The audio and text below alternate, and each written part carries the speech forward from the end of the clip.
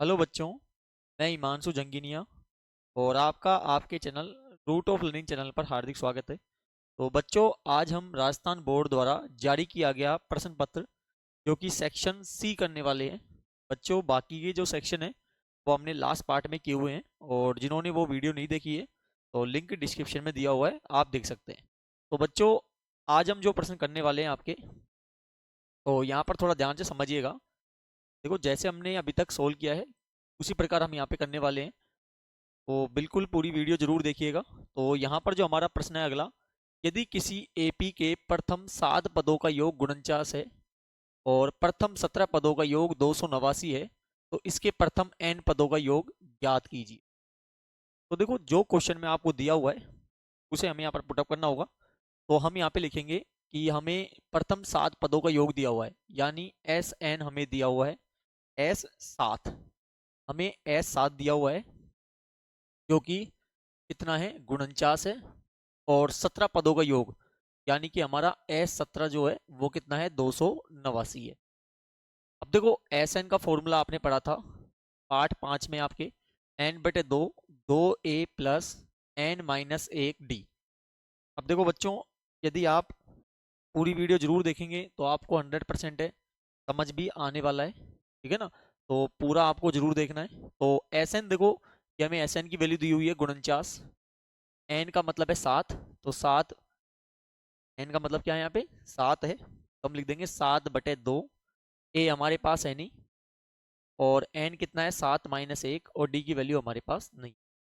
बच्चों देखो, आपको डाउट रहता है कि सर हमने बिल्कुल पांचवा चैप्टर नहीं पढ़ा है, तो ऐसा नहीं है। बाकी की देखो, हम बेसिक भी शुरू कर रहे हैं।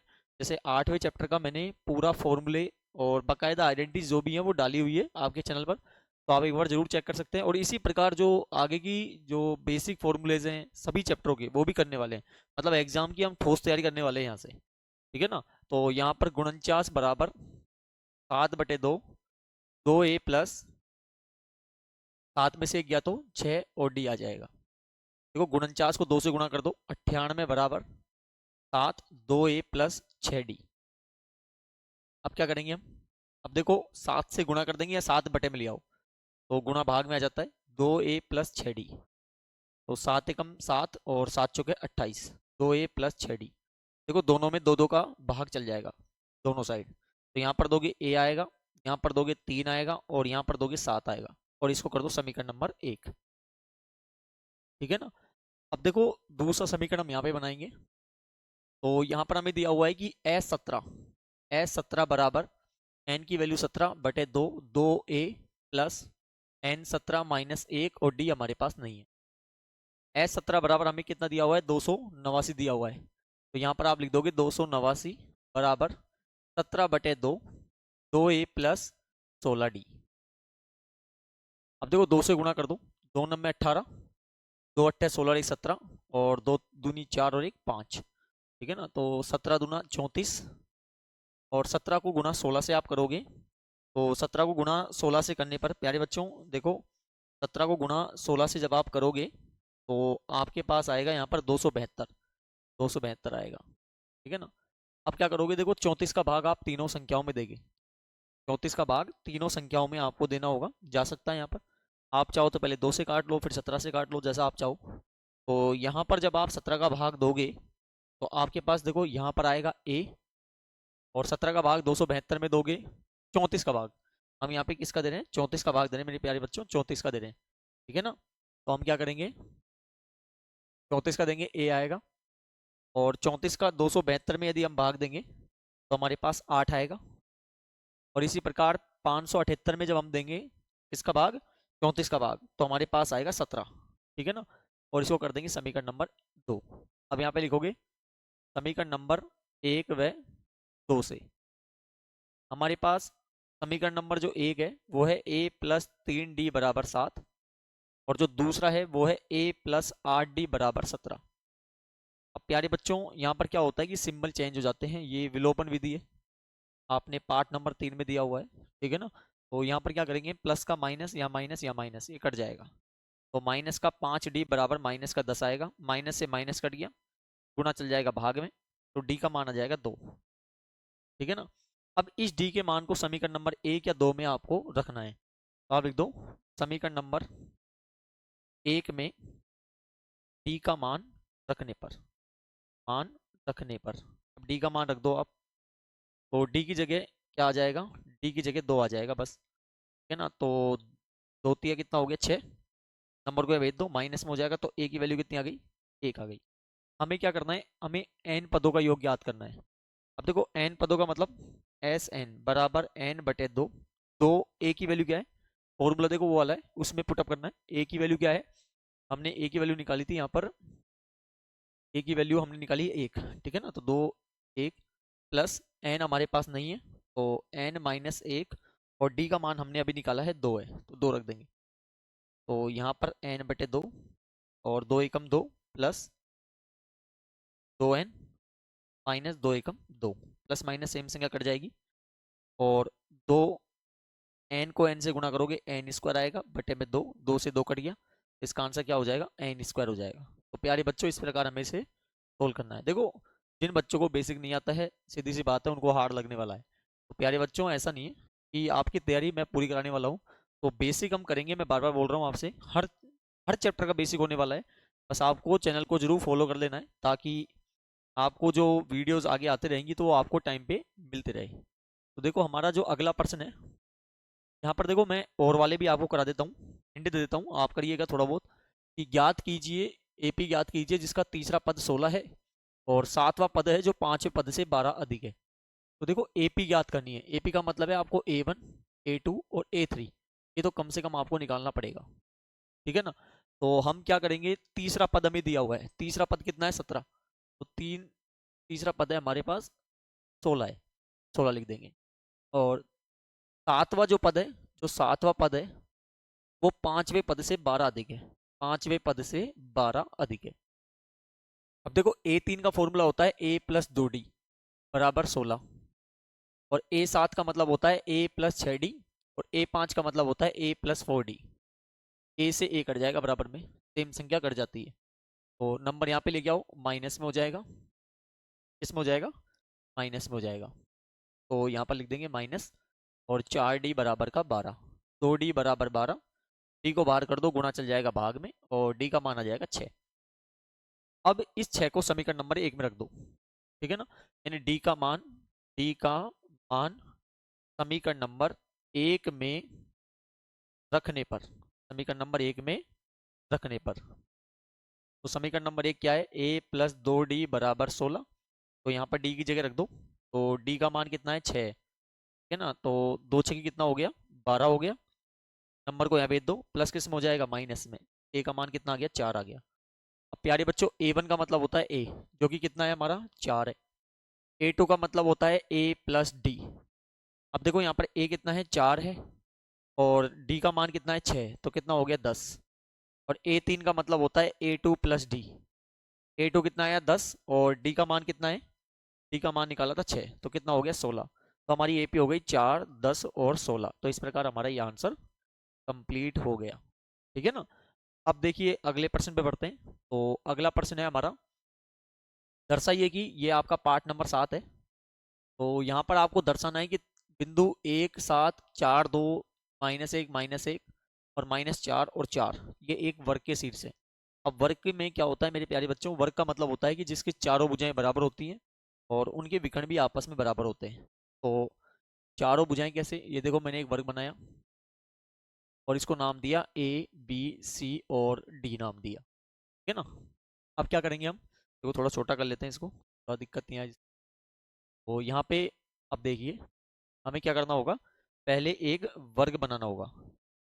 तो हमने एक वर्ग बनाया, वर्ग बना दिया, और इसको नाम दिया A B और D। इनके शीर्ष दिए हुए हैं, जो कि ये 1 7, और दिया हुआ है 4 2, और दिया हुआ है -1 और लास्ट आपको दिया हुआ है -4 और 4। अब देखो हमें क्या ज्ञात करना है, ये दर्शाने है कि ये बिंदु के वर्ग के शीर्ष है कि नहीं है। तो देखो जब ऐसी बात होती है तो बीच की दूरी का सूत्र लगाना पड़ेगा, जो कि आपके 7.1 एक्सरसाइज में दिया हुआ है। तो हम यहाँ निकालेंगे ए बी के बीच की दूरी, ए बीच की दूरी ये हमें निकालनी होगी। तो उसका फॉर्मूला हमारा होता है x2 माइनस x1 का whole square plus y2 minus y1 का होल स्क्वायर। ठीक है ना।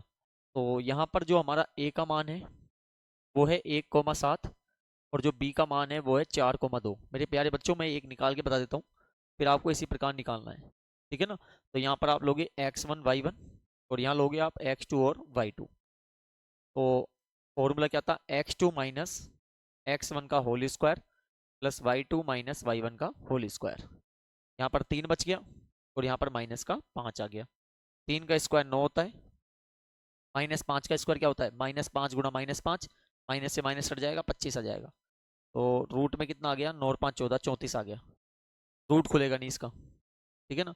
अब इसी प्रकार आपको BC का निकालना पड़ेगा, फिर CD का निकालना पड़ेगा और फिर AD का निकालना पड़ेगा। यदि यहाँ पर चारों जो आपने सीड से निकाले इस टाइप से, ये चारों के मान यदि बराबर आ जाते हैं यानी रूट 34 आते हैं, जैसे AB का निकाला, इसी प्रकार आप BC का निकालना, फिर आप CD का निकालना और लास्ट में आप AD का निकालना। तो इस प्रकार ये चारों के यदि मान बराबर आ जाते हैं तो यहाँ तक तो हमारी हो गई कि जो भुजा है वो बराबर है। फिर आपको निकालना पड़ेगा विकर्ण का। विकर्ण का कैसे, फिर AC का निकालोगे और फिर BD का निकालोगे। ठीक है ना। और ये भी बराबर आते हैं, ये दोनों बराबर आते हैं चाहे अलग आए, यानी भुजाओं के बराबर ना आए लेकिन अलग आए पर बराबर आए, तो हम कह देंगे कि ये वर्ग है, अन्यथा हम मना कर देंगे कि वर्ग नहीं है।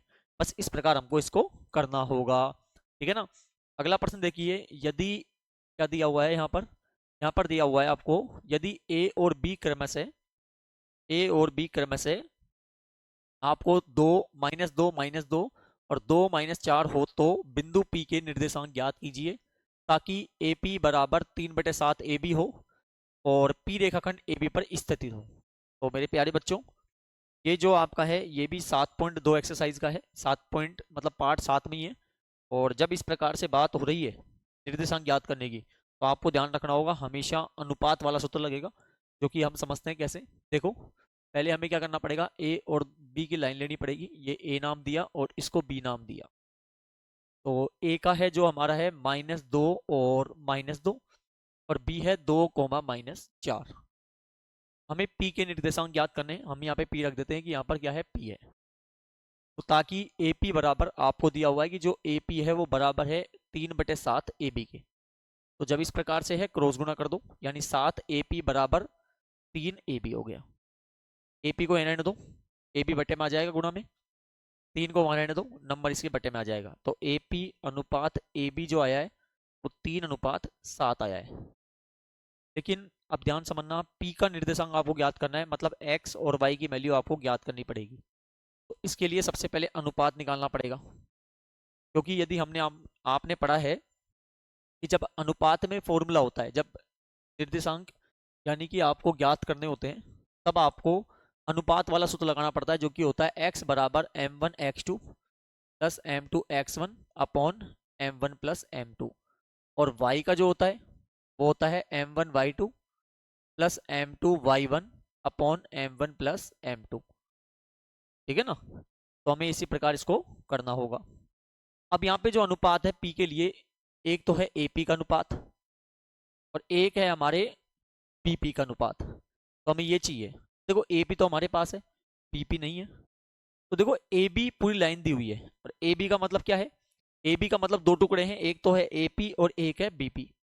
ठीक है ना। तो AB हमें दिया हुआ है 7, AP दिया हुआ है 3 और BP को लिख देंगे, नंबर को यहाँ ट्रांसफर कर देंगे, प्लस माइनस में हो जाएगा। तो जो BP का मान आएगा वो कितना आएगा, 4 आएगा। AP तो कितना हो गया, 3 और ये हो गया हमारा 4। तो मेरे प्यारे बच्चों, ये कहलाएगा M1 M2 और X1 X2। देखो ये निर्देशांक जो दिए हुए हैं, ये X1 Y1 है, ये X2 और ये Y2 है। तो हम क्या रख देंगे, हम रख देंगे X, देखो M1 कितना है, 3 है, 3। X2 कितना है, X2 का मान देखो, X2 का मान है 2 प्लस M2 कितना है, 4 है और X1 कितना है, -2 है। M1 प्लस M2, 3 दूनी कितना हो गया, 6 प्लस माइनस माइनस और 4 दूनी 8 बटे कितना, 7। तो -2/7, ये तो हो गया X का मान। ठीक है ना। और इसी प्रकार आपको Y का निकालना पड़ेगा, इसी फॉर्मूले में पुटअप कर देना और X और Y का मान यहाँ पे लिख देना और आपका इस प्रकार से आंसर आ जाएगा। अगले प्रश्न पे बढ़ते हैं। यहाँ पर जो अगला प्रश्न है, सिद्ध कीजिए, ये आपके पार्ट नंबर 10 है जिसका व्रत वाला। यहाँ पर आपको दिया हुआ है कि सिद्ध कीजिए कि किसी वृत्त के परिगत समांतर चतुर्भुज समचतुर्भुज होता है। समांतर चतुर्भुज वो होता है जिसके आमने सामने की भुजा बराबर होती है, और समचतुर्भुज वो होता है जिसके चारों भुजाएं बराबर होती है। ठीक है ना। तो यहाँ पर हम क्या करेंगे, यहाँ पर आपको पहले क्या करना पड़ेगा, एक वृत्त बनाना होगा, और उस वृत्त के चारों तरफ, ये वृत्त हमने बनाया और इस वृत्त का सेंटर पॉइंट ले लिया, और इस वृत्त के चारों तरफ एक आपको समांतर चतुर्भुज खींचना होगा। इस वृत्त के चारों तरफ क्या करना है, समांतर चतुर्भुज इस प्रकार से आपको खींचना पड़ेगा।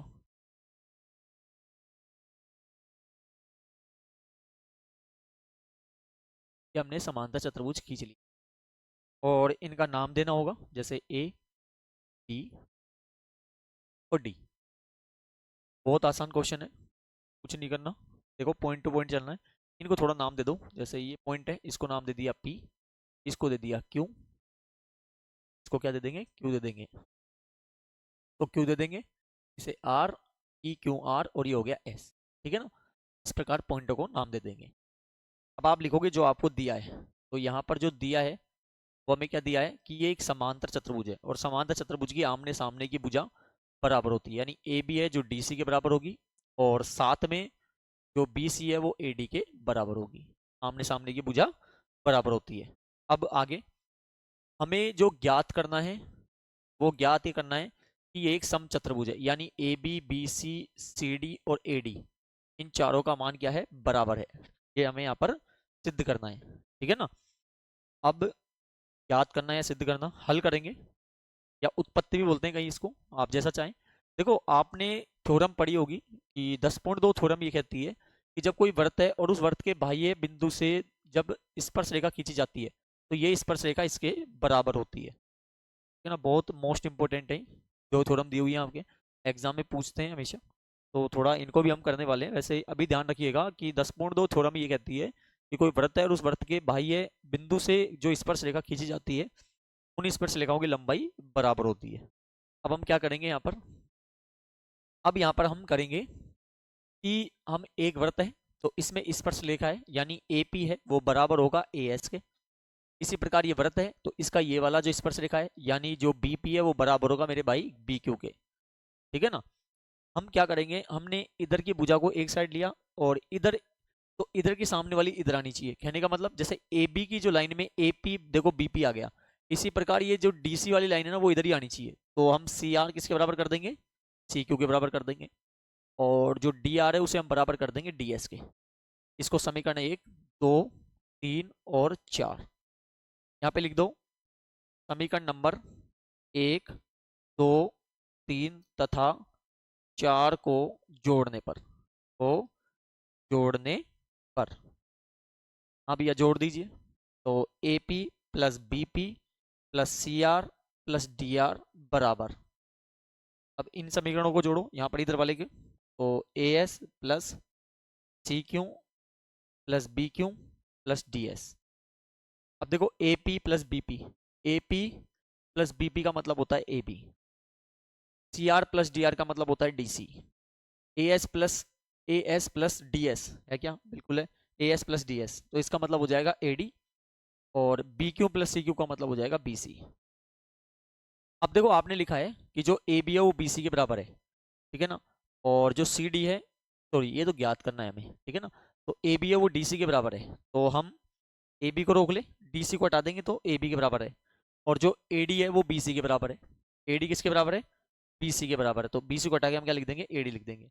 तो 2 AB हो गया, और यहाँ पर 2 AD हो गया, 2 से 2 कट गया, तो AB किसके बराबर हो गया, AD के बराबर हो गया। अब देखो AB किसके बराबर हो गया, AD के, मतलब ये आमने सामने की भुजा तो बराबर थी, लेकिन अब हमने इस भुजा को इसके बराबर भी कर दिया। देखो यहाँ पे समीकरण जानना चाहिए था अपन को, यहाँ पर एक समीकरण दे देते और यहाँ पे लिख देते कि समीकरण नंबर, जैसे अभी 1 2 3 4 हो गए, तो इसको 2 3 4 5 कर देना, समीकरण नंबर 1, और ये हो जाता हमारा छठा। तो उससे हम कह देते कि जो ABCD है वो एक क्या है, समचतुर्भुज है। वो क्या है, एक समचतुर्भुज है, और हमारा ये क्या हो जाएगा, आंसर हो जाएगा। ठीक है ना। इस प्रकार हमको इसको करना होगा।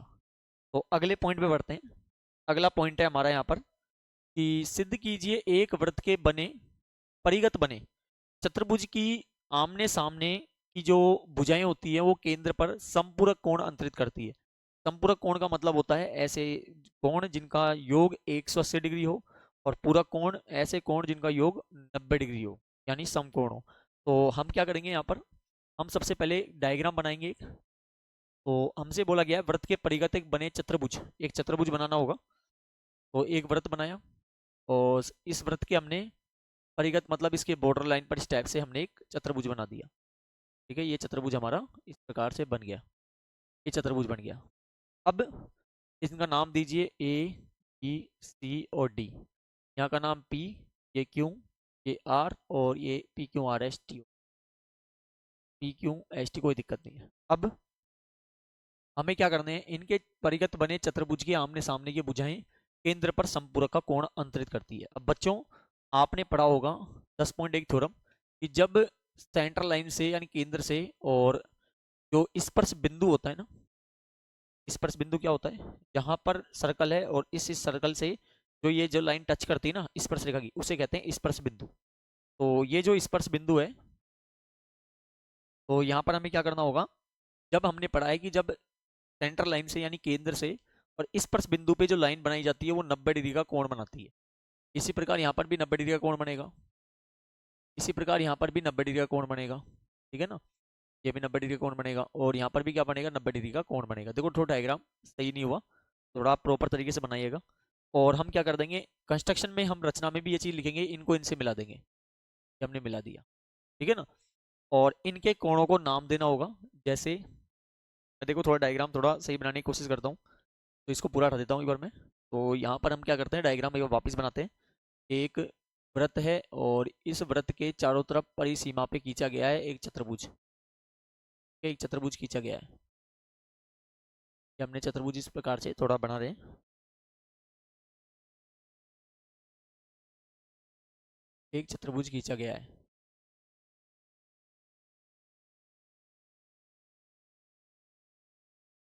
अब हम क्या करेंगे, यहाँ पर सेंटर पॉइंट लेंगे, यहाँ से मिलाया था, यहाँ से मिलाया था, इसी प्रकार यहाँ से मिलाया था, और यहाँ से मिलाया था, और इस प्रकार ये लाइन भी मिलाई है हमने, और यहाँ पर इस प्रकार लाइन भी मिला देंगे। और इनका जो एंगल का नाम है, देखो अभी हमने दिया था साइड पे जो भी शीर्ष से ए, यहाँ बी, यहाँ सी, यहाँ डी, यहाँ पर पी, ये क्यू, ये आर, और ये हो गया एस, और ये सेंटर हो गया हमारा ओ। अब क्या करेंगे, अब यहाँ पर हम देखो एंगल का नाम देंगे, जैसे एंगल 1, एंगल 2, एंगल 3, 4, 5, 6, 7 और 8। अब क्या करेंगे, अब दो त्रिभुज लेंगे, क्या करेंगे, दो त्रिभुज लेंगे। और दो त्रिभुज कौन से लेंगे, एक तो ये वाला और एक ये वाला। तो आप लिखोगे त्रिभुज एस, देखो D O S, D O S, तथा त्रिभुज आर ओ डी में या डी ओ आर में। आपने सर्वांगसम त्रिभुज सिद्ध किए होंगे। सर्वांगसम से त्रिभुज का मतलब होता है कि जब हम सर्वांगसम त्रिभुज सिद्ध कर देते हैं तो उनके जो कोण होते हैं उनका मान आपस में क्या होता है, बराबर होता है, यानी कोण का मान और जो भुजाएं होती है वो भी आपस में बराबर होती है। अब देखो पहले तो सिद्ध क्या करना था, हमें सिद्ध करना था कि आमने सामने की भुजाओं पर केंद्र पर संपूर्ण का कोण अंतरित करती है।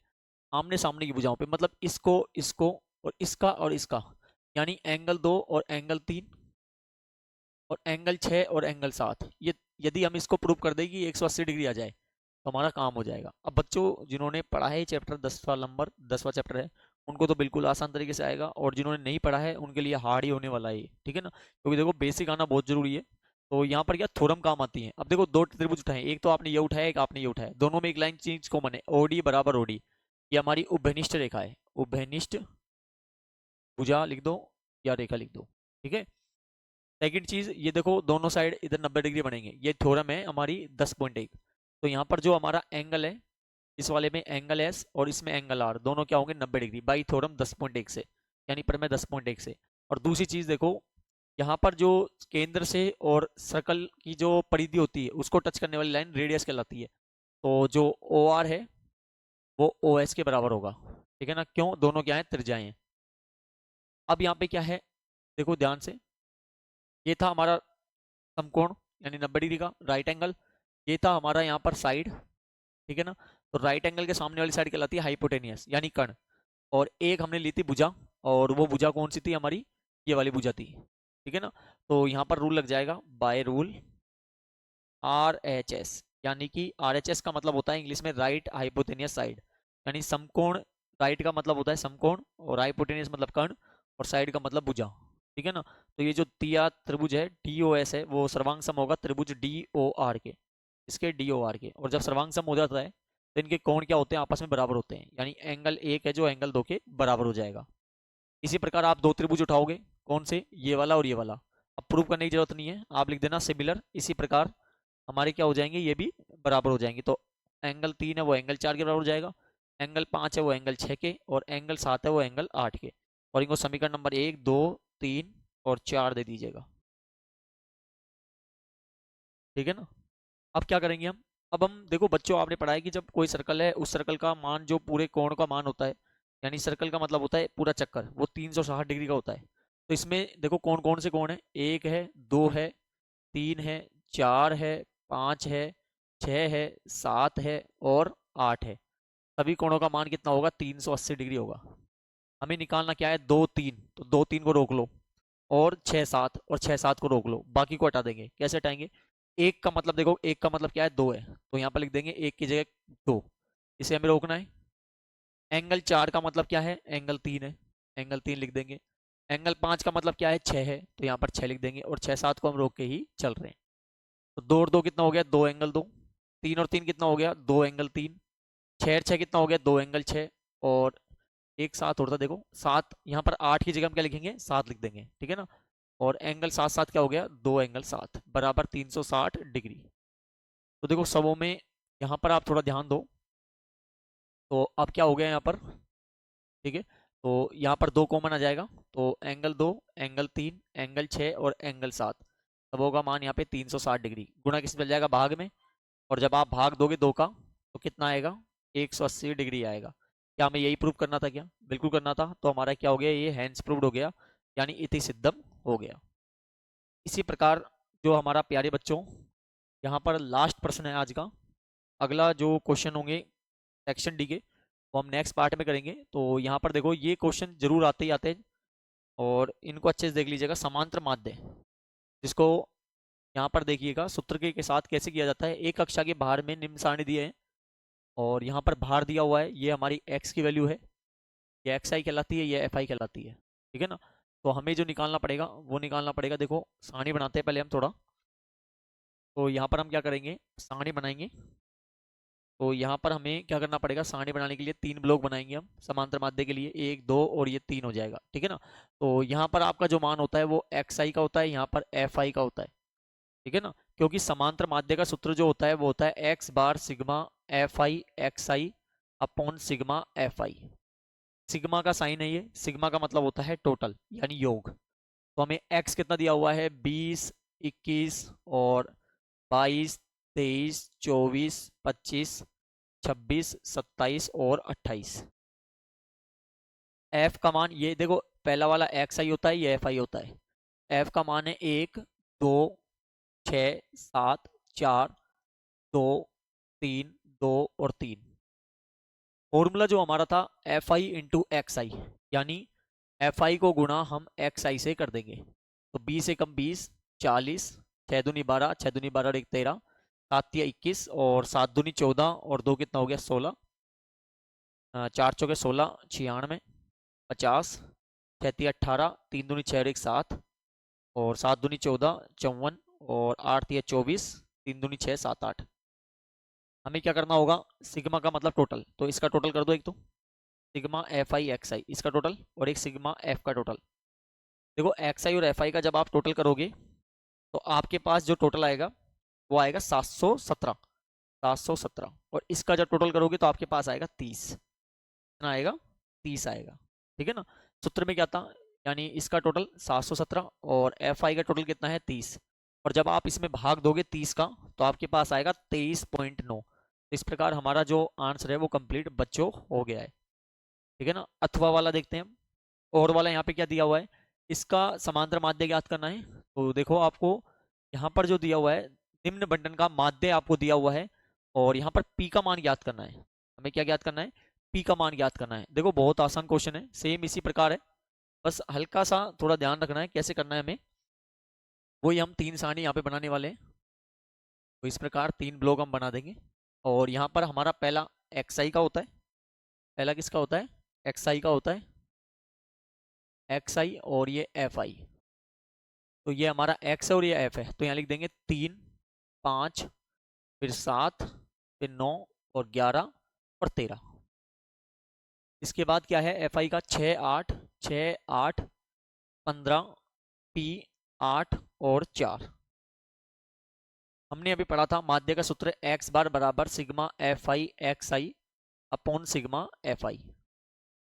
तो हम क्या करेंगे? FI गुणा XI करेंगे, FI गुणा XI। तो गुणा कर दो, 6 3 18, 8 5 40, 15 7 105, 9 को P से करो क्या आएगा? 9P, 11 8 88 और 13 चौके कितना हो गया? 52।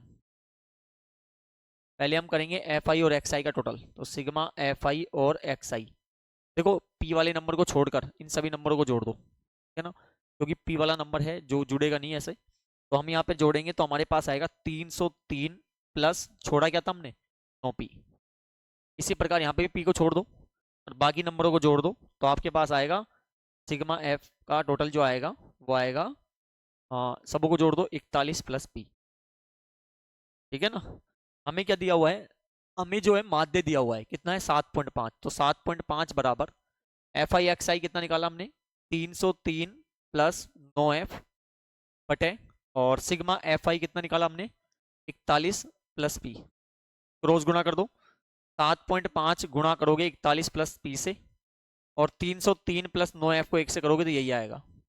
तो यहाँ पर गुणा करो आप, तो यहाँ पर गुणा करोगे 7.5 को 41 से, तो आपके पास आएगा 307.5, और P से गुणा करोगे 7.5P बराबर 303 प्लस 9F।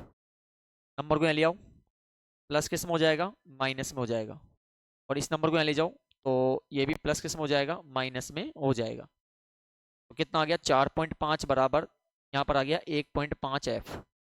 F को बाहर कर दो, गुणा किस में चल जाएगा? भाग में चला जाएगा। पॉइंट से पॉइंट हट गया, 15 थी क्या हो गया? 45। ठीक है ना। यहाँ पे सॉरी P था, ही है ना, ये F नहीं था, यहाँ पर P था अपना, P था यहाँ पे, F नहीं करना, P करना है इसको। तो यहाँ पर हमारी जो P का मान आएगा वो कितना आ जाएगा? 3 आ जाएगा। और बच्चों हमको यही निकालना था कि P का मान क्या होगा। और मुझे पूरी उम्मीद है आपको समझ भी आया होगा। देखो उन बच्चों को बिल्कुल डिफिकल्ट लग रहा होगा जिन्होंने ये चैप्टर नहीं करे, और सीधी सी बात है कि आपको कठिनाइयाँ होंगी। मैं आपसे भी वादा करता हूँ कि हमारे जो वीडियोस होंगे वो आपके लिए बेसिक के लिए ही होंगे। आपका बेसिक क्लियर करेंगे, साथ ही साथ आइडेंटिटीज फॉर्मूले सब करने वाले हैं, और साथ ही साथ उनके क्वेश्चन भी करेंगे। तो एग्जाम तक की गारंटी हमारी है कि आपको सुधार के देंगे हम, यानी मैथ में। ठीक है ना।